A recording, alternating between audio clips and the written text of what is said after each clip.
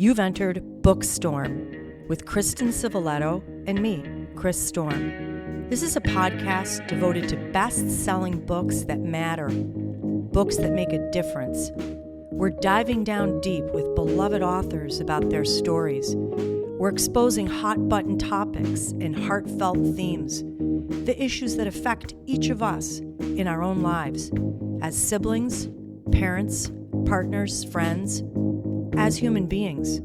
We're braving new ideas, fresh thoughts, hard lessons, and important truths. Those kinds of things that stay with us long after we turn the last page and close the book. Welcome back to Bookstorm Podcast, all of we book lovers.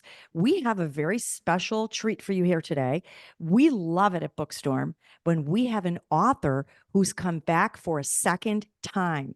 And we have with us here today the amazing Heather Gudenkauf. Heather, welcome back to Bookstorm.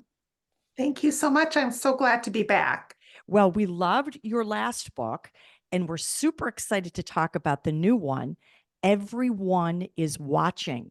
It is a thriller like none other. We're going to dive down deep. But first, I like to tell our listeners a little bit about the author because it's just so fun getting to know you a little more personally. So, as you know, Heather Gudenkauf is an Edgar Award nominated author. She's a New York Times and USA Today best-selling author. Her books have been included in many of the best lists, including the New York Times best lists, the Washington Post, Amazon Books, and Goodreads, among others. Now, I really love this about her. Heather was born in Wagner, South Dakota, the youngest of 6 children. And at 1 month old, her family returned to the Rosebud Indian Reservation in South Dakota. Your dad was a guidance counselor and your mother was the school nurse. Right. That is great. And, Kristen and I love talking about indigenous cultures and meeting people with different histories. And that is very special. Very. Here's something else, listeners, you may not know. Heather was born with a profound unilateral hearing loss. She used books as a retreat. She would climb into the toy box that her father's students made from Rosebud. She'd bring a pillow, a blanket, a flashlight, close the lid tight, and escape the world. Well, we book lovers can relate to something like that. Books sort of saved our childhood in a way, didn't they? Allowed us an escape. And so there is how you're using something that could have been very difficult throughout life for the better. Thanks for that inspiration. She lives in Iowa with her family and a very spoiled German short-haired pointer named Lolo. That's cute. Welcome back. So happy to have you. I'm so glad to be here. Thank you. Well, Heather, as Chris mentioned, we're here to talk about your new book, Everyone is Watching. And as you know, I like to give our listeners just a little bit of the story of what's going on. And here, I cannot give away spoilers, so this is going to be kind of a shorter background. And if you want to add anything, I'm going to let you add something that might push the line of being a spoiler. But in this story, we have 5 contestants who are in a high-stakes, very mysterious game called One Lucky Winner. And the winner gets $10 million. We have these very interesting personalities that we get to know. And I love how you describe them: the best friend, the confidant, the senator, the boyfriend, the executive. Now, the problem is they've entered this contest, but they don't have a lot of information and details about what is expected of them, maybe who's running it, who is behind it. They do know that it will be live streamed all over the world, and there's a number of rules and regulations in place. They are in an estate in Northern California, but they can't leave the property, and they cannot have contact with the outside world. Now, as the contest unfolds, these secrets start to bubble up, and they quickly realize something else is going on here. This is not your ordinary contest. The thrills just pile on. And I don't want to give anything else away. So if you want to add anything to that background, we would love it. Yeah, no, you did a great job. It really is about these five strangers from all walks of life who come together, and they all have different reasons for wanting that that windfall of the $10 million.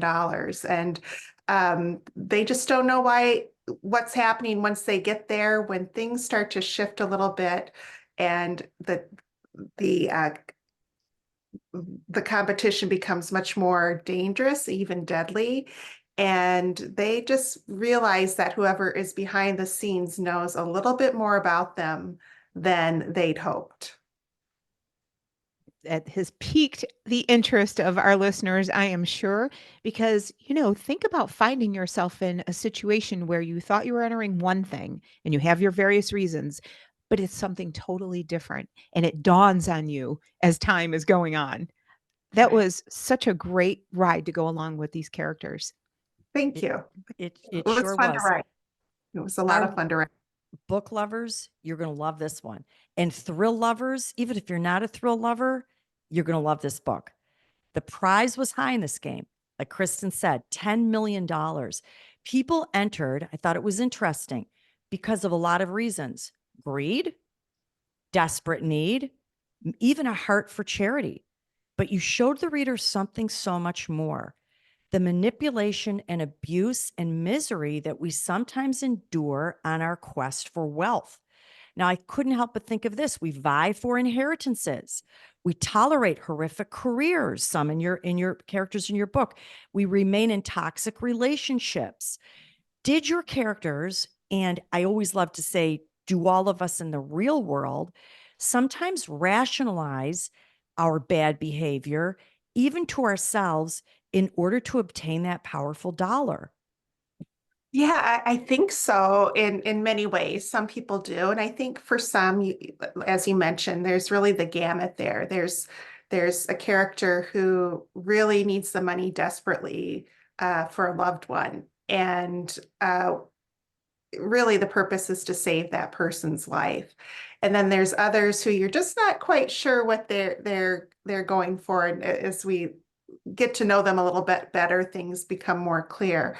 But yeah, it's a powerful drug, and I think you're right. People will go beyond because they feel like that's what they need to get further in life. That's what they need to get. It often becomes an end goal, and oftentimes we, as do the characters, kind of lose themselves along the way, and understanding what's really important to them. Mhm. And we can all relate to it a little bit. If you've ever even played the lottery, you start to think about what you daydream about what you're going to do with your winnings. And then, but it hits you, it made you think with each of these characters because we crawled inside them. Are they going to be any happier once they get the win? And you sort of dove into that a little with the depth that you write these characters, because we kind of see things the characters don't see in this book. Yeah, absolutely. We get to know them. We get to know their past. We travel back and forth in time with some of the characters. And, we learn their motivations. And as readers, we can kind of recognize those characters who are just on the hamster wheel. They just, they keep making the same mistakes over and over again. And you get the sense that it wouldn't matter the amount of money that they earn. They won't ever get exactly what they need or want. Um, and so it's really kind of an exploration of um, what it means to be successful, and the costs to our health, to our happiness, to our families that sometimes that can take. So interesting. Another theme you explored was this idea of what would push you over the line into criminal behavior. And this is something that I think a lot of people say, well, I would never murder anybody or harm somebody intentionally. Or, I'm not that kind of person. I'm a good person. But for many people, there comes a point where, you start contemplating it. And that's what your character started to wrestle with in this situation. One of your characters said, well, people cross that line because of jealousy or revenge or, maybe even desperation. Some people said it was to protect a reputation. What do you think is one of the biggest factors that impels us to cross that line into criminality? Yeah, that is such a hard question because each person, everyone is so different, and everybody else, everybody has their own line that they feel like they'll toe. But when, things get tough, when things get scary, when things get really intense, that that line can shift a little bit for people. And you always hear the stories of criminals or people who step over a line, and people say, well, I'm shocked. I can't believe they would ever do something like that. So I think, it really depends on the person and the situation. But these characters uh, have secrets that they will do anything to keep hidden. And end up crossing over those lines that, maybe they even thought they wouldn't step over, but are pushed to really contemplate what they need to do in order to survive the game. Yeah. Well, it's interesting too because, we have this closed room situation, and sometimes deciding in advance of a closed room how you will behave and what your ethical moral lines are is important, because when you're in the situation or in the room, it does shift, and now there's the pressures and you can't think clearly. And so we had people who were in that crucible who were having a hard time weighing what they should do.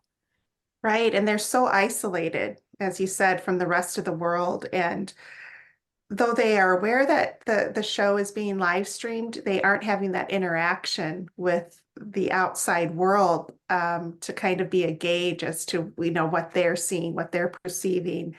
And really, they are just trying to keep their head above water, sometimes literally, to make it to the next step in the game, to be the next one to survive. And that's interesting. That leads into my next question, because we've all seen these reality TV shows, and I see these people behave in crazy ways. And I think, oh, if I went on there, I would never do that. But what both of you were just saying was, when sequestered to a small space and pushed into stressful situations, we may be surprised at what we're capable of doing. I thought, as reality TV followers, sometimes we tend to internalize and judge other people, sometimes to an unhealthy degree. We watch the show, we think we know all about them, but like your characters had very diverse backgrounds. Some were popular, some successful, some had a history they didn't want to share. And I just wondered, as the writer, um, do we have a right to be an armchair judge when we're looking at, let's say, even reality TV shows? Let's even say like documentaries, news reports. Do we have all the information in order to be that armchair judge? Yeah, another great question. I think, when we receive as consumers of media of any kind, whether it be entertainment, facts, news, whatever, we only get what's provided to us. We are pretty passive in receiving that information. And I think we feel like we have the right to respond because, news, TV shows, documentaries, they evoke emotion, they get people involved, and, really work for people to take sides often. We always feel like we have to take a side or a stance on something. And so, do we have the right? Yeah, everybody has the right, but is it the right thing to do?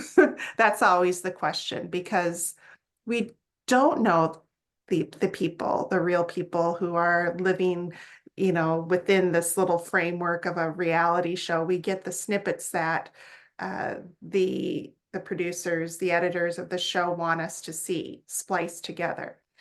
For documentaries, sometimes it's the same thing. There's always a viewpoint. And so I'm tempted, I often sit back and think, well, I would never do that, or he should do that, or she should do that, or he's guilty.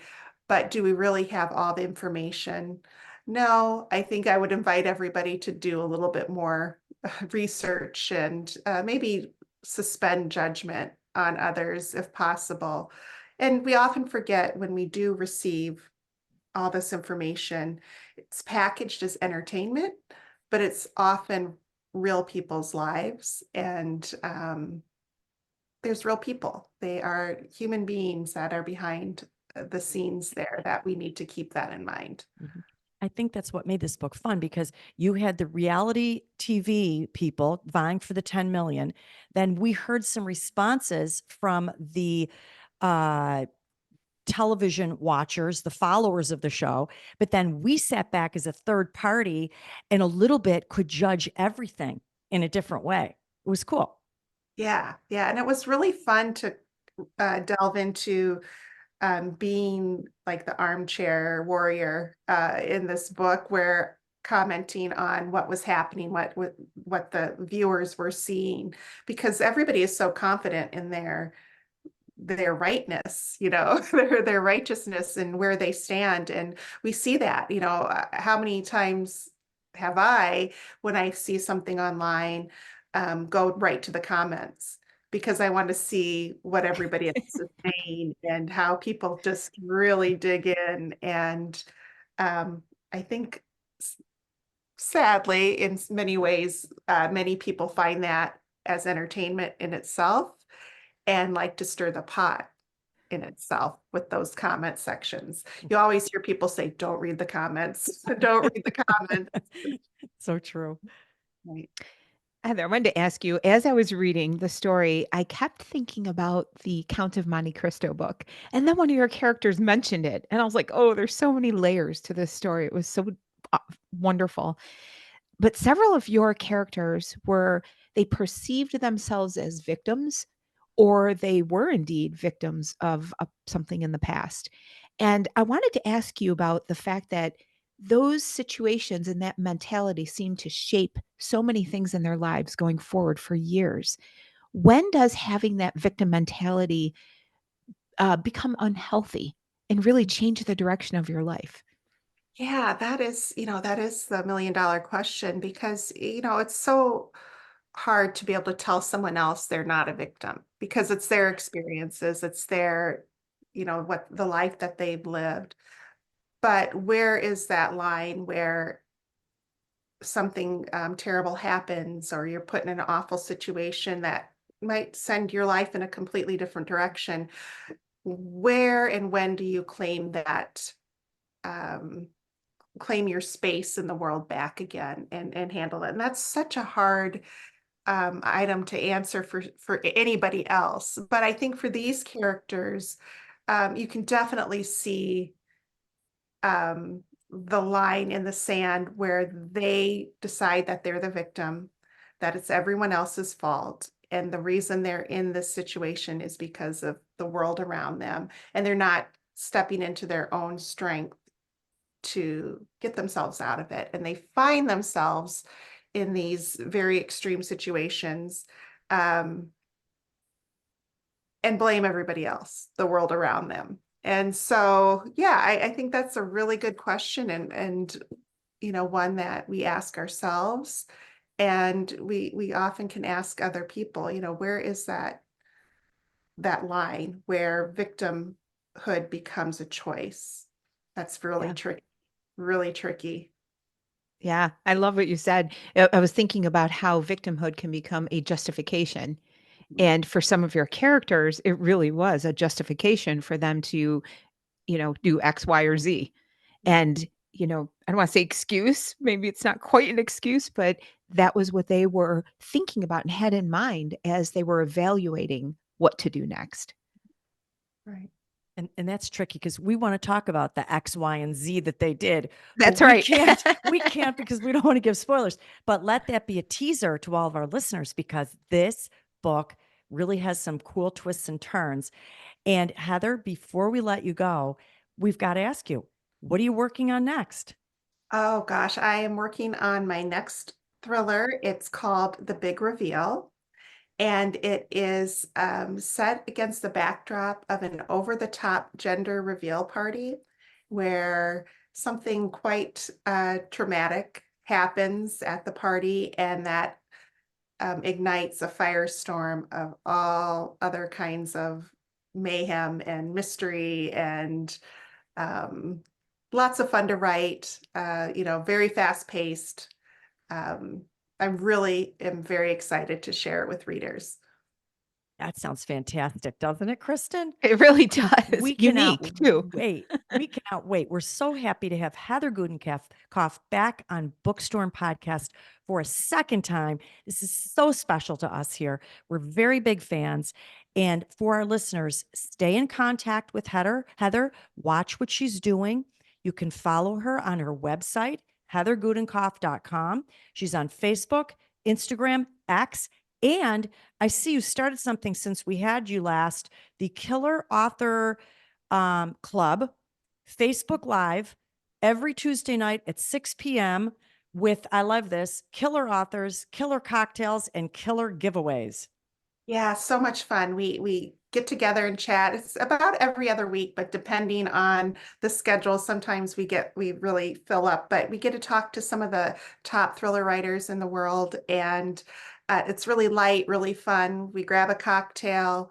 We talk about all things killing of the fictional kind, of course, and we do lots of giveaways. So it's been a blast. That sounds super fun. Well, we'll see you there next time. We'll see you there. Thanks so much. Thank you so much. Well, Chris, that Killer Book Club sounds like the plot of a future book in and of itself. Sure does. I just want to hear about the killer cocktails. I don't know. Incorporate that into our show. Yes, we should. We absolutely should. I just loved having Heather. It was so fun to have her again. We had talked about such really deep issues in this thriller. Yeah. The one thing that stood out to me the most is people are not who they seem, especially when you're entering a televised live contest. You're presented as someone different. But how long can you keep up that facade? All of us, Yeah. we don't always go out in public and say, here's who I am. I'm having a bad day. Here's what happened in my life in the past. No, Yeah. we put forth a certain portrayal.